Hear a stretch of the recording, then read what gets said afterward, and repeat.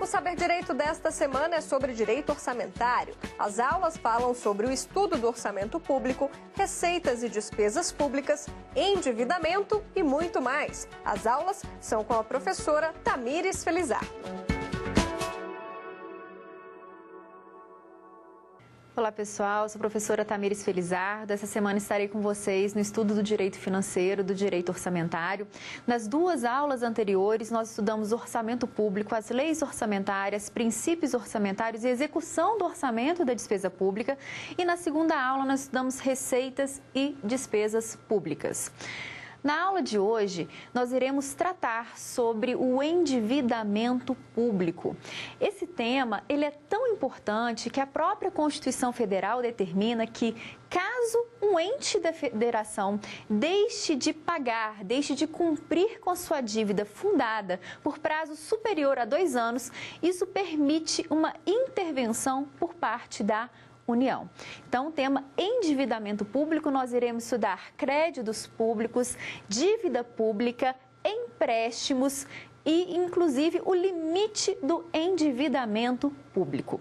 Quando nós nos referimos à dívida pública, estamos falando de duas situações, tanto da dívida passiva, quando o ente da administração pública é o devedor, quanto da dívida ativa, quando o ente da administração pública ele é o credor. Começando então, vamos conceituar empréstimo público, crédito público propriamente dito.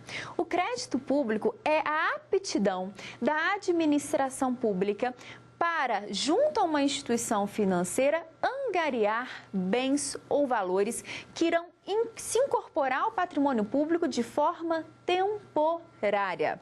A dívida pública é uma consequência do empréstimo público e é o que irá gerar o endividamento público.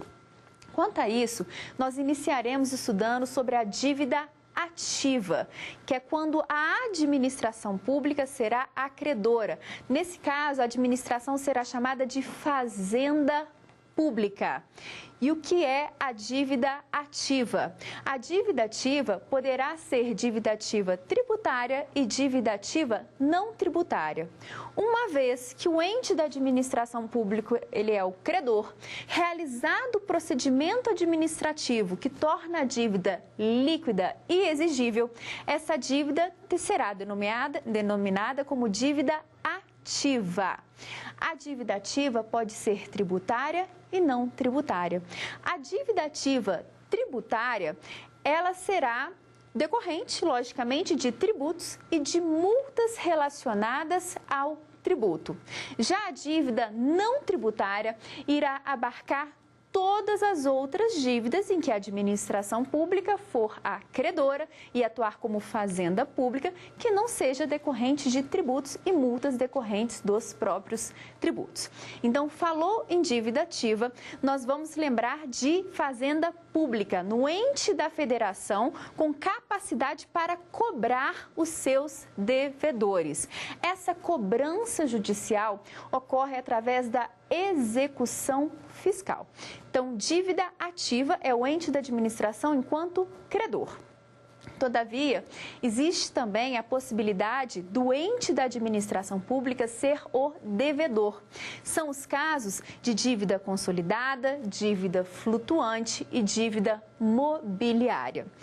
A dívida consolidada é aquela considerada por um período extenso, por um período longo. De acordo com a Lei de Responsabilidade Fiscal, é considerada dívida consolidada ou fundada, aquela que será amortizada por um período superior a 12 meses. Então, dívida consolidada ou fundada, regra geral, é uma dívida que terá uma longa duração, que será amortizada em um período superior a 12 meses. Todavia, poderá ser considerada também dívida consolidada aquela dívida, embora de prazo curto, embora seja amortizada em prazo inferior a 12 meses, que esteja compreendida na lei orçamentária. Então, o conceito de dívida pública consolidada ou fundada é a dívida pública de longo prazo que será amortizada em prazo superior a 12 meses. Todavia, será considerada também dívida consolidada ou fundada se a amortização for inferior a 12 meses, mas que esteja abarcada na legislação orçamentária. Aqueles precatórios que foram incluídos no orçamento e não foram pagos dentro do exercício financeiro correspondente também serão considerados dívida pública consolidada ou fundada.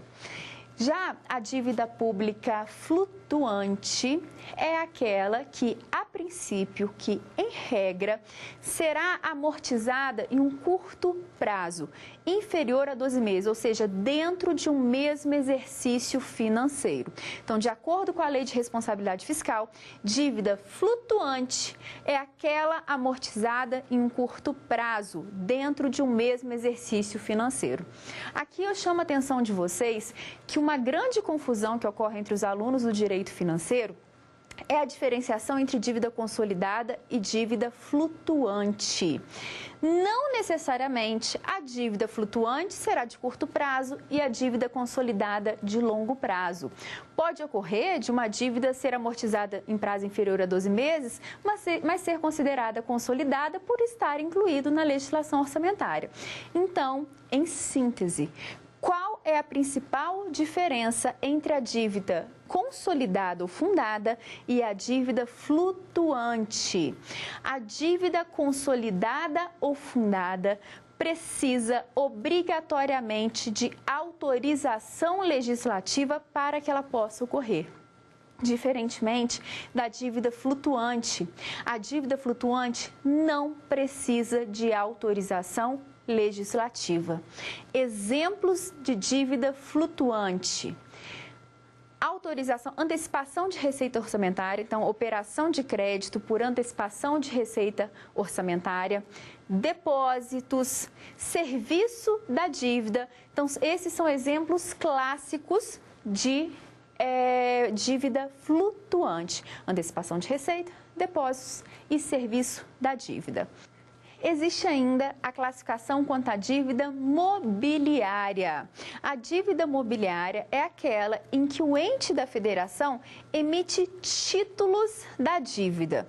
E o que seria essa emissão de títulos da dívida? Imaginem um exemplo apenas para que vocês consigam compreender mais ou menos como funciona a dívida mobiliária. Imagine a emissão de uma nota promissória, em que você negocia, em que você emite um título para a sua dívida. Esse seria um exemplo de dívida mobiliária. Seria uma forma de se compreender a dívida mobiliária. Em resumo, quando o ente da federação ele é o devedor, nós podemos classificar a dívida de três formas: dívida pública consolidada ou fundada, dívida flutuante e dívida mobiliária. Então, a dívida consolidada ou fundada, regra geral, é aquela cujo prazo para amortização é um prazo extenso, que será superior a 12 meses. Todavia, se a amortização da dívida for inferior a 12 meses, mas estiver incluída na legislação orçamentária, também será considerada dívida consolidada ou fundada.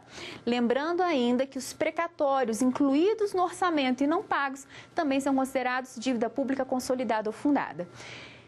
Dívida pública flutuante é aquela de curto prazo, que não exige autorização legislativa.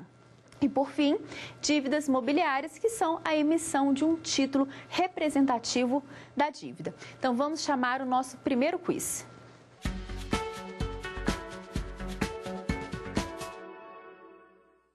Integram a dívida pública fundada os depósitos, bem como os débitos em tesouraria.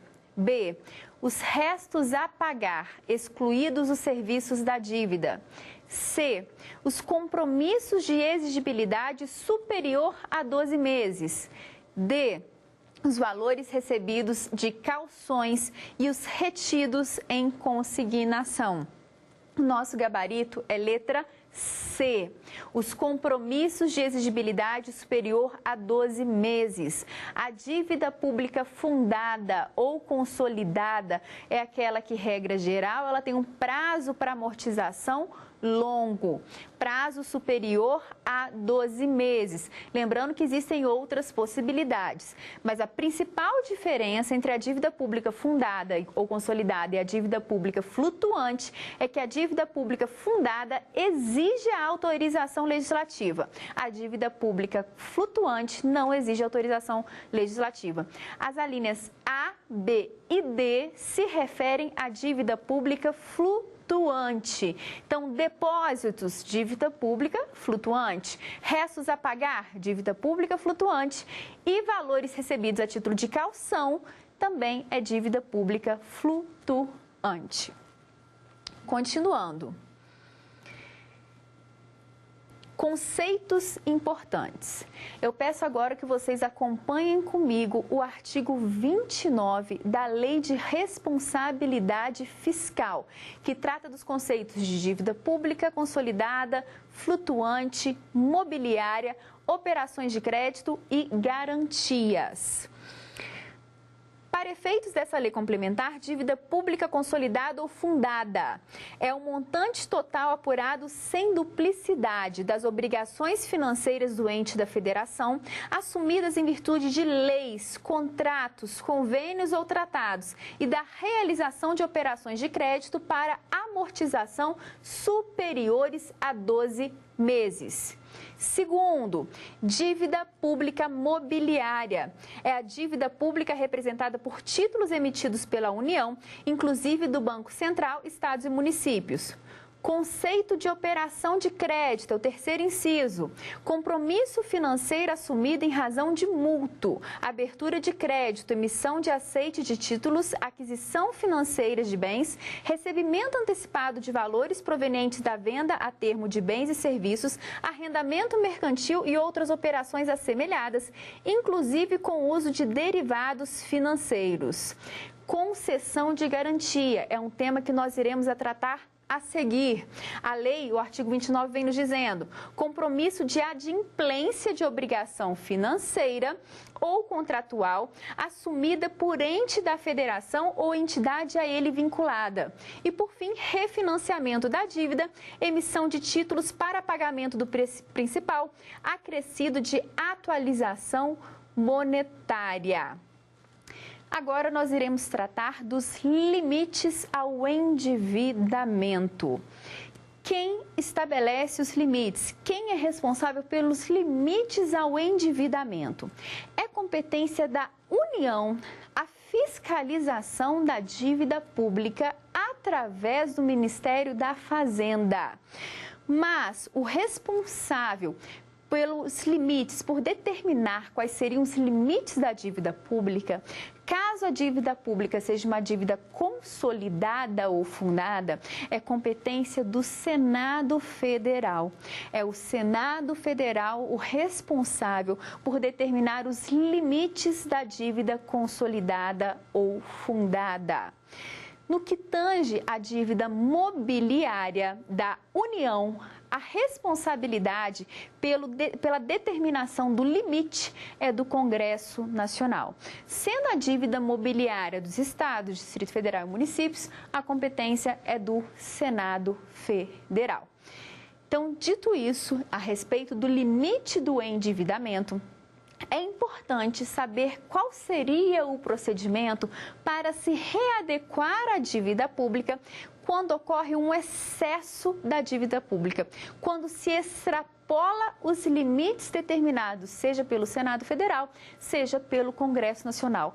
Qual seria o procedimento a ser adotado para a readequação da dívida pública? É a Lei de Responsabilidade Fiscal que vem nos dizendo o que fazer nestes casos. Primeiro detalhe importante: a dívida pública, a verificação, a fiscalização da dívida pública será realizada quadrimestralmente. Então, essa verificação, ela é quadrimestral.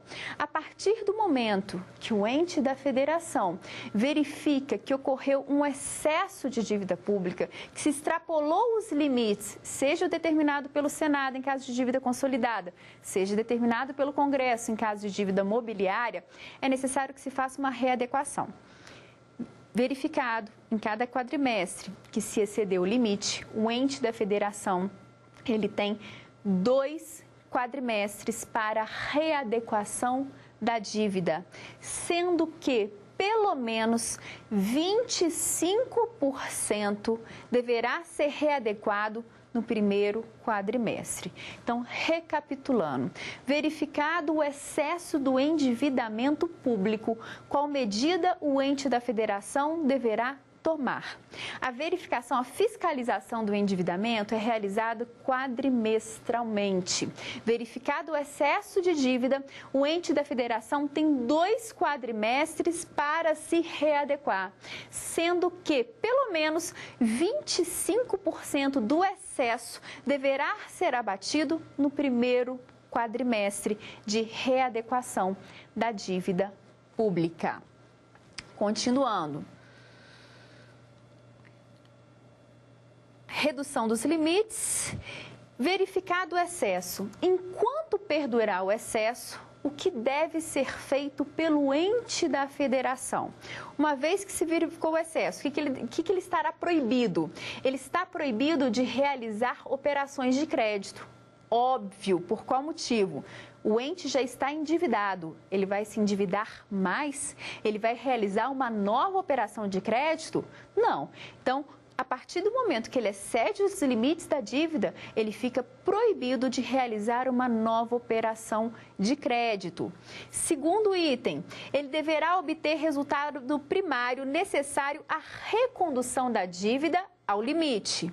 E, por fim, como forma de sanção ao endividamento, ao excesso de gastos públicos com a dívida pública, como forma de sanção, o ente da federação ficará proibido de receber transferências voluntárias. Transferências voluntárias foi tema da nossa primeira aula. O que são transferências voluntárias? É quando o ente da federação transfere voluntariamente a outro ente, sem que exista uma imposição constitucional ou legal que autorize, que determine essa transferência de verbas para que esse ente utilize em determinados setores da sua economia. Então, lembrando que, a partir do momento que se excede o limite com a dívida pública, o ente da federação ficará proibido, como forma de sanção, a receber transferências voluntárias. Lembrando que as únicas transferências voluntárias que ficarão permitidas durante esse período de excesso de endividamento são aquelas destinadas à saúde, à educação e à assistência social.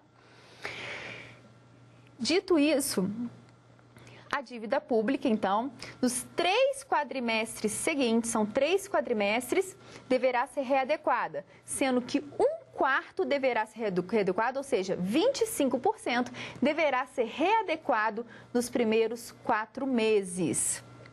Não confundam o excesso de dívida pública com o excesso de gastos com o pessoal. Então, vamos aqui uma pequena diferenciação para vocês memorizarem. Na aula passada, na aula 2, nós falamos sobre despesa com pessoal. E nós vimos que em caso de excesso dessa despesa, é necessário que se readeque ao limite. Então, no caso de dívida pública, a readequação deverá ser feita em 3 quadrimestres, sendo que 25% no primeiro. Já no caso de despesa de pessoal, a readequação do excesso de limite com gastos com pessoal deverá ser feita em 2 quadrimestres, sendo que pelo menos 1/3 deverá ser abatido no primeiro quadrimestre. Então, não confundam o excesso de despesas com dívida pública do excesso de despesas com pessoal, porque a readequação ocorrerá em limites distintos. Regras de ouro sobre o endividamento. Quais são as regras existentes para que exista o endividamento, para que sejam realizadas operações de crédito. Antes de mais nada, é necessário um parecer técnico. O ente da federação deverá justificar o que está levando à realização de uma operação de crédito, o que leva à realização de uma dívida pública, que é consequência do empréstimo público. Então, primeiro ponto importante, é necessário um parecer técnico. Além disso, é necessário também que exista uma lei que autorize, seja a lei orçamentária, seja através de créditos adicionais, seja através de lei específica. Então, o endividamento, para que ele exista, antes de mais nada, é necessário um parecer técnico, que justifique o motivo para que a operação de crédito se realize. E segundo, é necessário também que exista uma autorização legislativa, seja através da lei orçamentária, seja através de lei específica, seja através de créditos adicionais. Então, é possível que os créditos adicionais autorizem uma operação de crédito. Apenas para relembrarmos quais são os créditos adicionais. Os créditos adicionais se subdividem em créditos suplementares, créditos especiais e créditos extraordinários. O crédito suplementar é aquele que visa fazer frente a uma despesa que foi insuficientemente dotada na legislação orçamentária.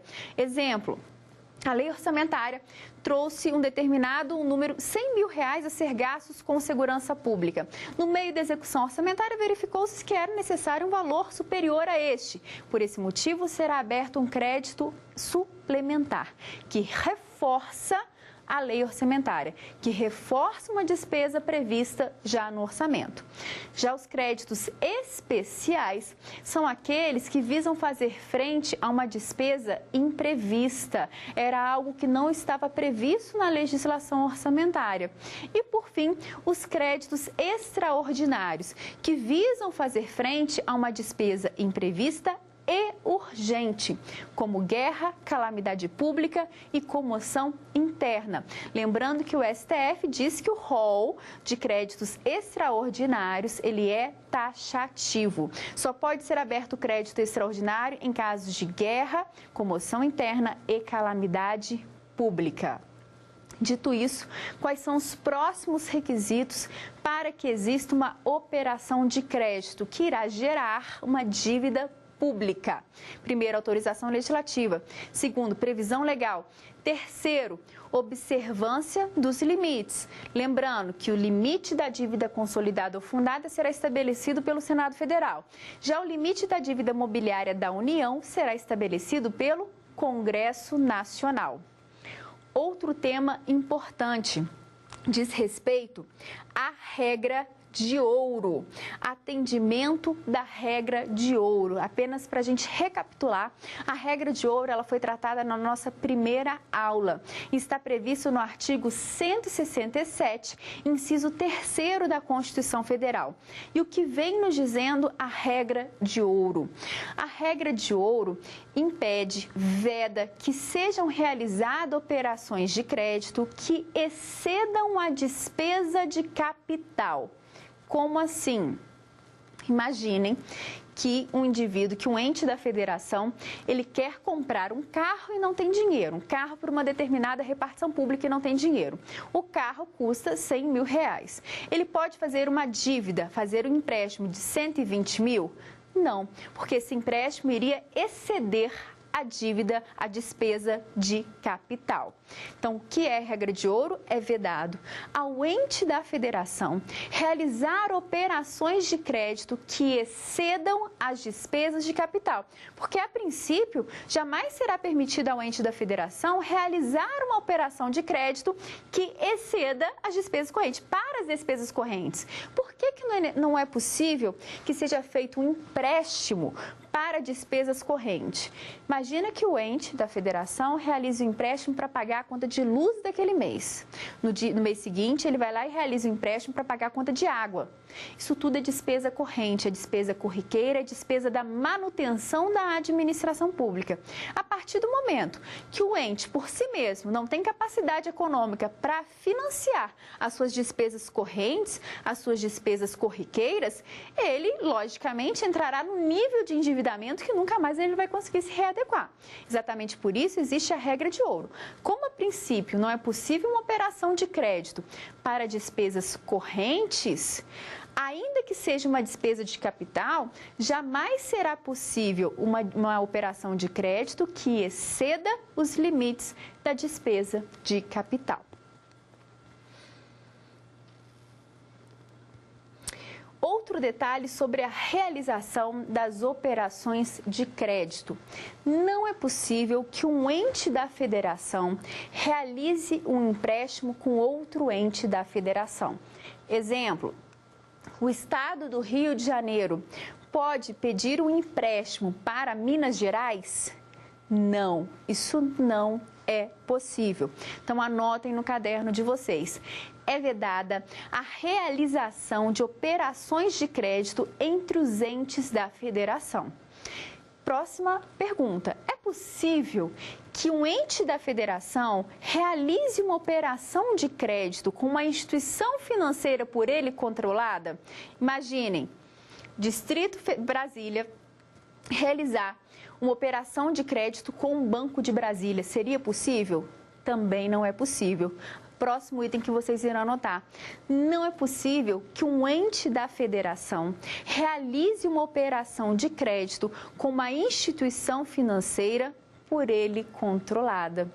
Todavia, nada impede que a instituição financeira realize uma operação de crédito com outro ente da federação, que não seja este que a controle.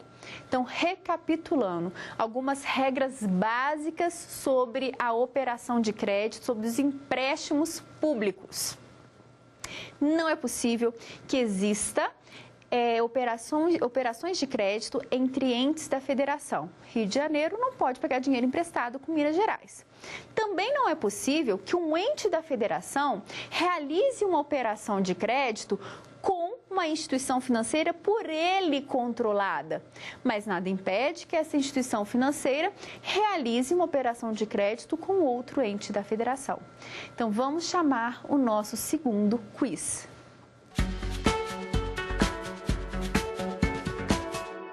No que se refere à dívida e ao endividamento, a dívida pública representada por títulos emitidos pela União, pelos estados e pelos municípios e o compromisso de adimplência de obrigação financeira ou contratual assumida por ente da federação ou entidade a ele vinculada dizem respeito respectivamente.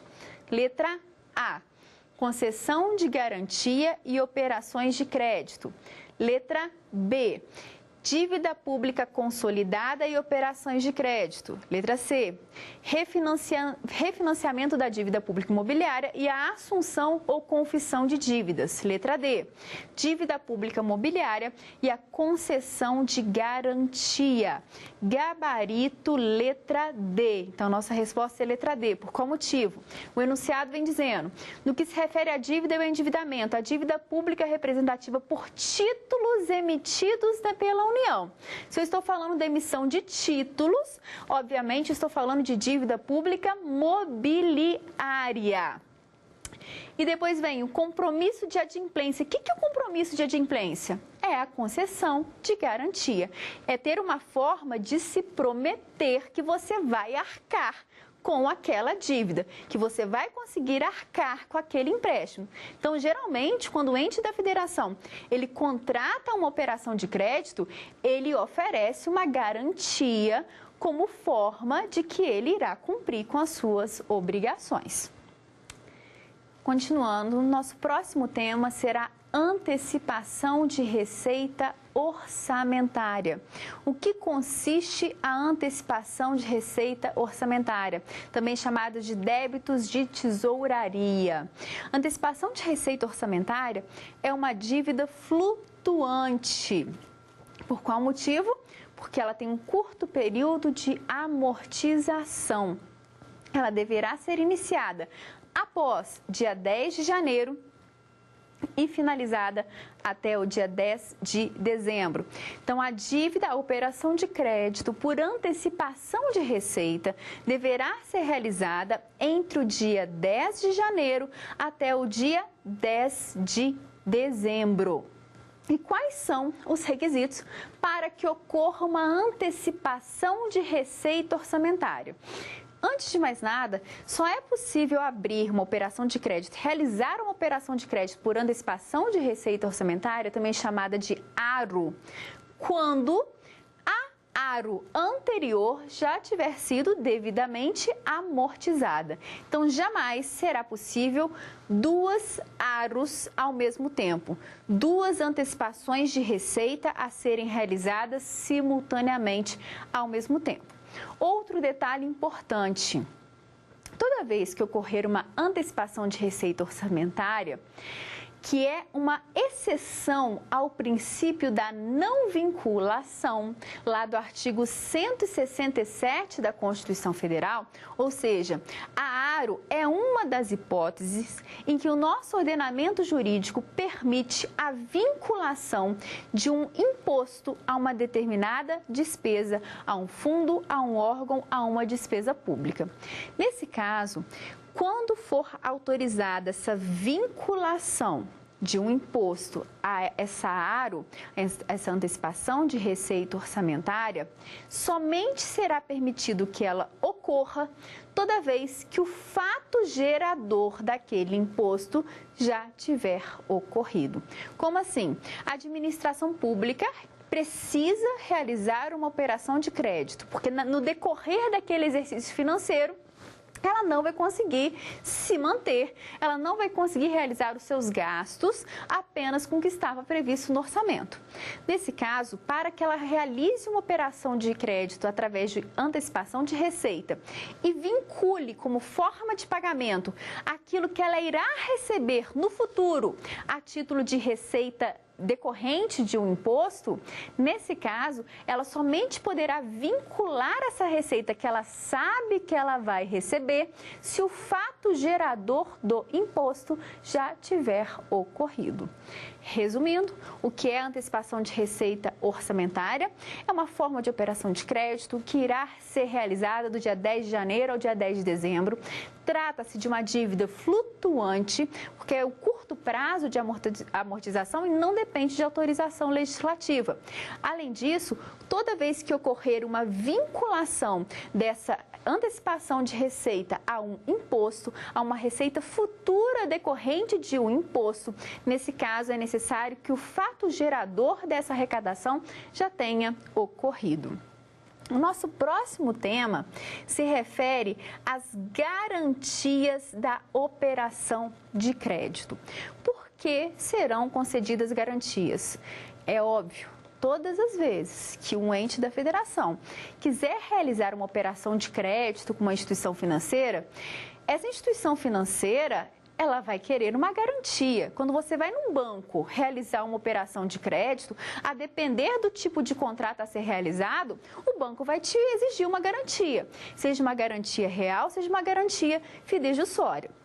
Então, na maioria das vezes, isso ocorre também com o ente da federação. Assim como um particular dá cano em instituição financeira, um ente da federação também pode, dar prejuízo para a instituição financeira. Então, qual o objetivo da garantia? Prometer uma adimplência, é se garantir que aquela dívida será paga. E quais são as regras? O que a gente tem que saber sobre as garantias? Primeiro, os limites da garantia serão fixados pelo Senado Federal. É o Senado Federal que determina como funcionam essas garantias nas operações de crédito. Outro detalhe importante: garantia oferecida por um outro ente da federação, não propriamente aquele que assumiu o empréstimo. É o parágrafo 1º do artigo 40 da Lei de Responsabilidade Fiscal. Determina que o ente devedor preste àquele garantidor uma contragarantia, que, segundo o professor, qualquer caução prestada pelo devedor ao garantidor, terceiro estranho ao vínculo obrigacional que lhe garanta um pagamento. Exemplo, então, vimos o que é garantia. Instituições financeiras, em regra, exigem uma garantia do devedor. Mas pode ser que o ente da federação que venha realizar aquele empréstimo público não tenha como oferecer uma garantia naquele momento. E por isso, um outro ente da federação oferece a garantia no seu lugar. Então, imagine o estado de Minas Gerais quer realizar uma operação de crédito com a Caixa Econômica Federal. Só que ele não tem como oferecer uma garantia nessa operação de crédito. Ele vai lá e pede: Rio de Janeiro, por favor, tem como você oferecer uma garantia para que eu possa realizar a operação de crédito? Sim, é possível que ofereça, que o Rio de Janeiro vá lá e ofereça a garantia. Só que, caso o estado de Minas Gerais se torne inadimplente e a instituição financeira, a Caixa Econômica Federal, venha cobrar e não consiga, ela vai cobrar o quê? Ela vai cobrar a garantia lá do Rio de Janeiro.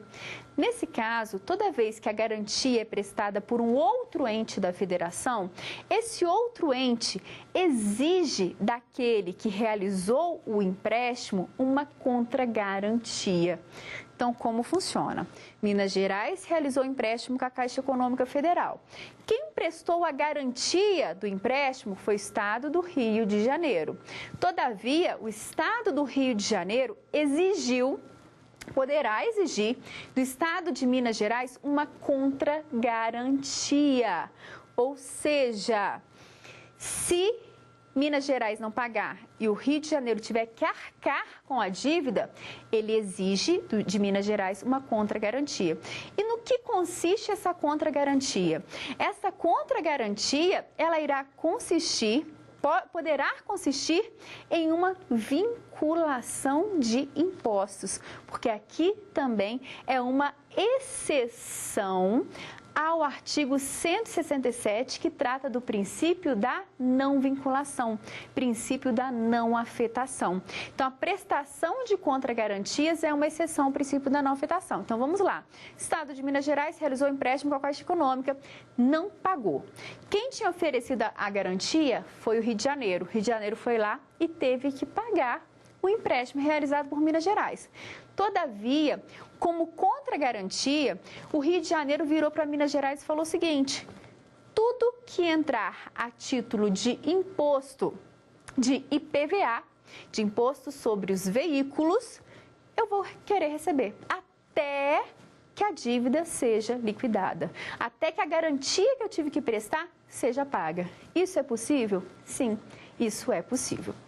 Então, garantia, é possível que um outro ente da federação ofereça uma garantia a esse novo ente.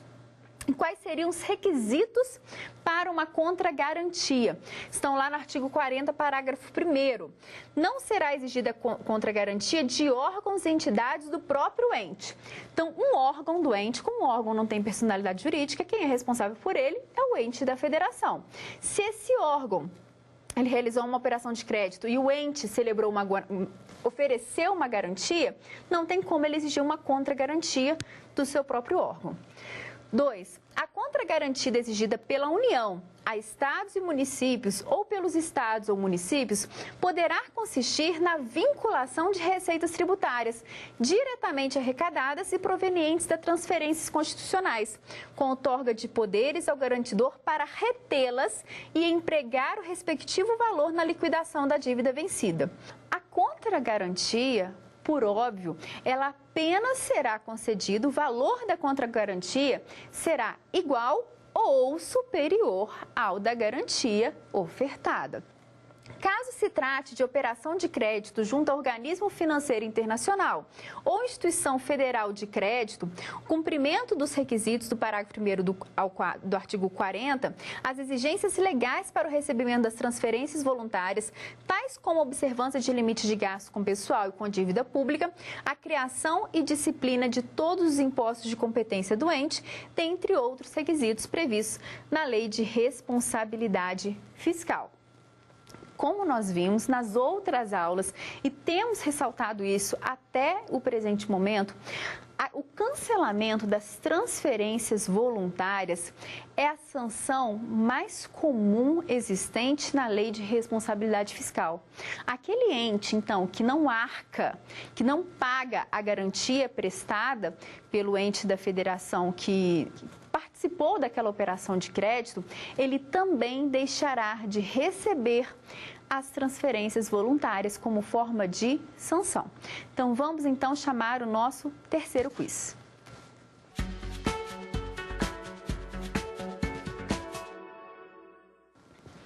Assinale a alternativa correta acerca das definições básicas da dívida e do endividamento, conforme a Lei Complementar 101 de 2000, artigo 29.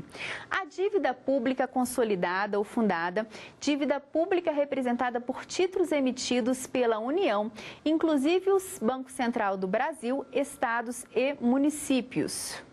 Refinanciamento da dívida mobiliária, compromisso de adimplência de obrigação financeira ou contratual assumido por ente da federação ou entidade a ele vinculada.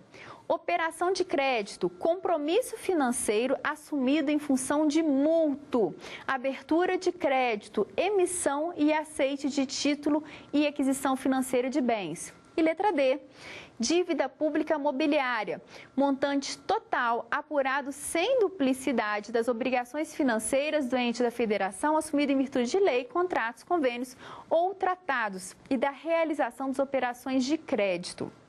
Nosso gabarito é letra C.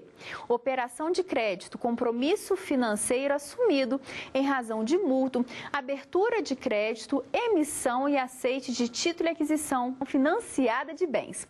A letra D está errada, porque ela fala que a dívida mobiliária é o montante total apurado sem duplicidade das obrigações financeiras do ente da federação assumidas em virtude de lei, contratos e convênios. Esse conceito é o de dívida pública fundada ou consolidada. Dívida pública mobiliária se refere à emissão de títulos. A letra B vem falando refinanciamento da dívida. Compromisso de adimplência. Compromisso de adimplência se refere à garantia e não a refinanciamento da dívida. E letra A, dívida pública consolidada ou fundada é a dívida pública representada por títulos. Errado, a dívida mobiliária é a dívida pública representada por títulos. Então, por isso, a letra C é o nosso gabarito. Retornando ao estudo da contragarantia, casos em que a prestação da garantia estará proibida. Quais são essas hipóteses? Nos termos do parágrafo 6º, as entidades da administração indireta não poderão conceder garantias, mesmo com recursos de fundos. Contudo, nos termos do parágrafo 7º, essa vedação não se aplica. Primeiro, a garantias ou contragarantias que tiverem sido prestadas por empresas controladas a subsidiária ou controlada do mesmo ente. Segundo, para garantias prestadas por instituições financeiras à empresa nacional nos termos da lei. Por fim, para finalizarmos esse tema, endividamento público, vamos falar um pouquinho de restos a pagar. O que são os restos a pagar? É aquele valor que, infelizmente, não conseguiu ser quitado dentro daquele exercício financeiro e passou para o exercício financeiro seguinte. Ele tem previsão no artigo 42 da Lei de Responsabilidade Fiscal e vem nos dizendo o seguinte: é vedado ao titular do poder ou órgão referido no artigo 20, nos últimos 2 quadrimestres do seu mandato, contrair obrigações de despesa que não possa ser cumprida integralmente dentro dele, ou que tenha parcelas a serem pagas no exercício seguinte, que haja suficiente disponibilidade de caixa para este efeito. Então, o que é o restos a pagar? É a rolar dívida para o próximo exercício financeiro. É aquela dívida que não pode ser paga dentro do exercício financeiro que ela foi concluída.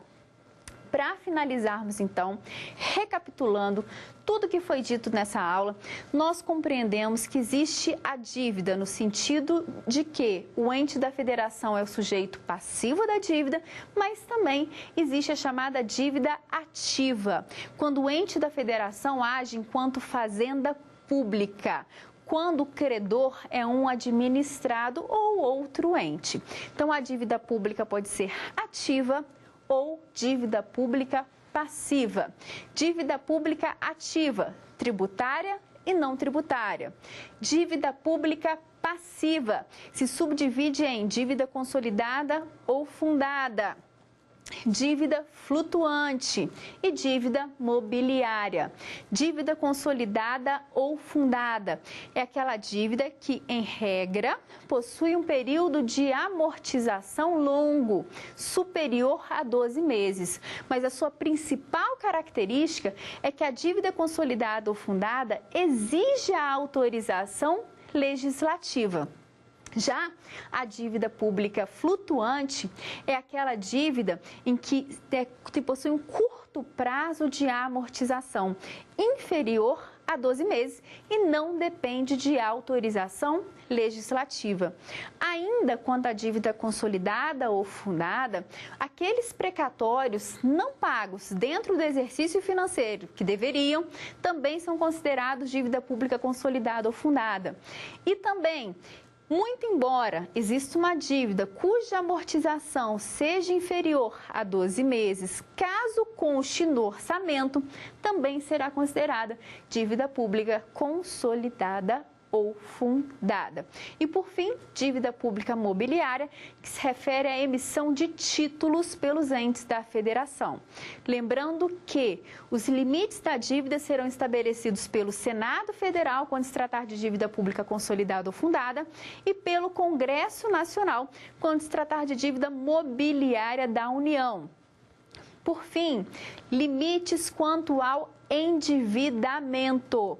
O endividamento público deverá ser restabelecido dentro de um determinado período. A dívida pública ela será apurada quadrimestralmente, ou seja, a cada quadrimestre o ente da federação irá verificar se os limites da dívida encontram-se nos patamares legais.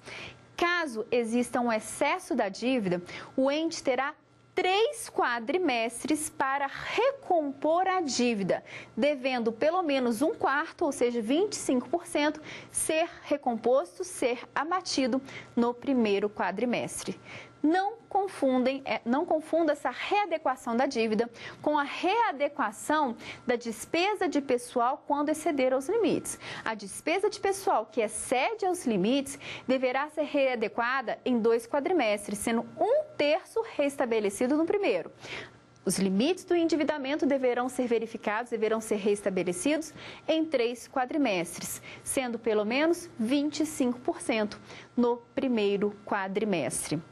Vimos também a questão de garantias e contragarantias. No que tange a operação de crédito, entes da federação não podem realizar operações de créditos entre si. É um dispositivo importantíssimo da Lei de Responsabilidade Fiscal, que é o artigo 35. Também, um ente da federação jamais poderá realizar uma operação de crédito com uma instituição financeira por ele controlada. Que é o exemplo, União não poderia, a princípio, realizar uma operação de crédito com a Caixa Econômica Federal, que é uma instituição por ela controlada. Porém, essa instituição financeira, controlada por um ente da federação, pode realizar empréstimos com outro ente da federação. No que tange a garantias, toda vez que um ente público realizar uma operação de crédito com uma instituição financeira, essa instituição financeira irá determinar que seja instituído no contrato uma garantia. Se esse ente não possui a garantia a se oferecer, poderá ser determinado que um outro ente ofereça a garantia. E assim vai surgir entre os entes da federação uma obrigação de contragarantia. Em resumo, foi isso tudo tratado na aula 3 sobre endividamento público. Na próxima aula, nós iremos tratar sobre precatórios, que é um tema expresso na Constituição Federal no seu artigo 100. Os precatórios são ordens de pagamento que existem todas as vezes que o ente público deve um administrado e toda vez que essa dívida for decorrente de uma sentença judicial. Então, o que são os precatórios? São uma ordem cronológica de pagamentos em que uma sentença judicial impõe a um ente da federação, impõe à Fazenda Pública o dever de pagar um determinado valor a um administrado. Então, o artigo 100 da Constituição que determina o que seriam os precatórios e também é o artigo 100 da Constituição que vem trazendo como funciona essa ordem cronológica de pagamento. Além disso, o ADCT, artigo 97 do ADCT, também trata de algumas regras específicas relativas ao precatório. Dentre as principais regras do precatório, a mais importante se refere à superpreferência, as preferências no pagamento dos precatórios. Então, como funciona o pagamento do precatório? De acordo com seu parágrafo 2º e 3º da Constituição Federal, um precatório, a princípio, primeiro lugar na regra de pagamento de precatório, seriam aqueles indivíduos com mais de 60 anos que possuem doença grave ou que sejam deficientes. Esses indivíduos com mais de 60 anos ou com doença grave ou que possuam alguma deficiência, eles deverão receber os seus precatórios em primeiro lugar. Essa é uma situação excepcional em que nosso ordenamento jurídico permite o fracionamento de precatórios. Por qual motivo? Esses indivíduos maiores de 60 anos, portadores de doença grave ou deficiência, eles têm o direito de receber, a princípio, com prioridade, até o triplo do que é considerado pequeno valor. O restante da dívida entrará na ordem normal de precatórios. Então, dívidas de natureza alimentícia desses indivíduos maiores de 60 anos ou que possuam doença grave ou que sejam deficientes, eles terão uma preferência no recebimento de precatórios.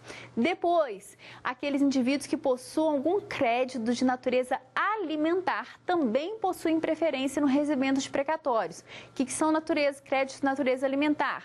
Vencimentos, pensões, indenizações decorrentes da responsabilidade civil do Estado.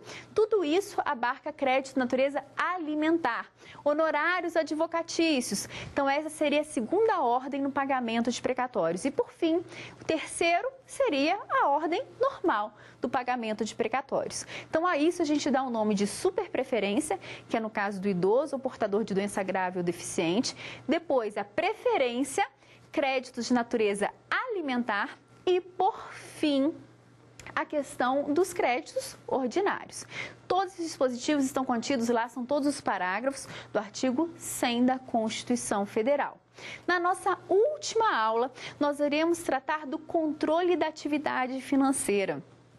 Para isso, nós vamos conversar um pouquinho sobre a transparência da gestão fiscal, que foi introduzida principalmente pela Lei de Responsabilidade Fiscal, Lei Complementar 101.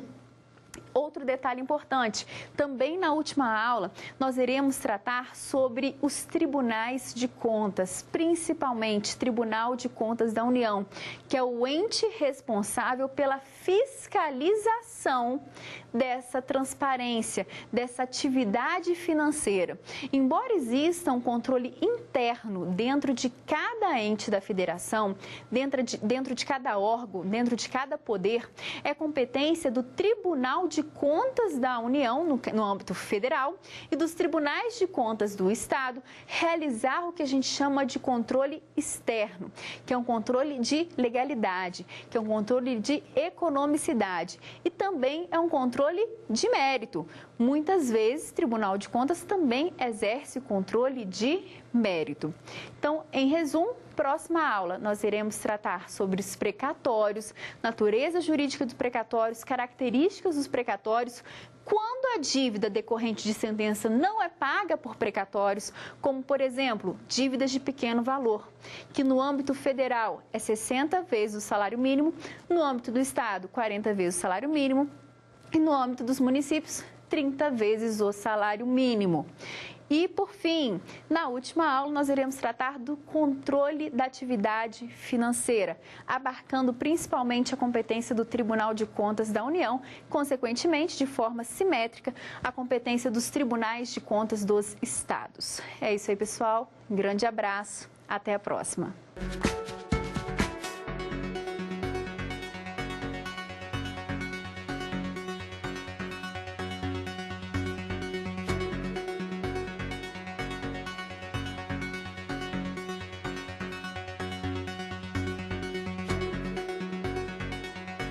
Quer dar uma sugestão de tema para os cursos do Saber Direito? É só mandar um e-mail para a gente, saberdireito@stf.jus.br. Ou então, entre em contato pelo nosso WhatsApp. O número é este que aparece na sua tela. Você também pode estudar pela internet. Acesse tvjustiça.jus.br. Reveja ainda as aulas no nosso canal do YouTube, TV Justiça Oficial.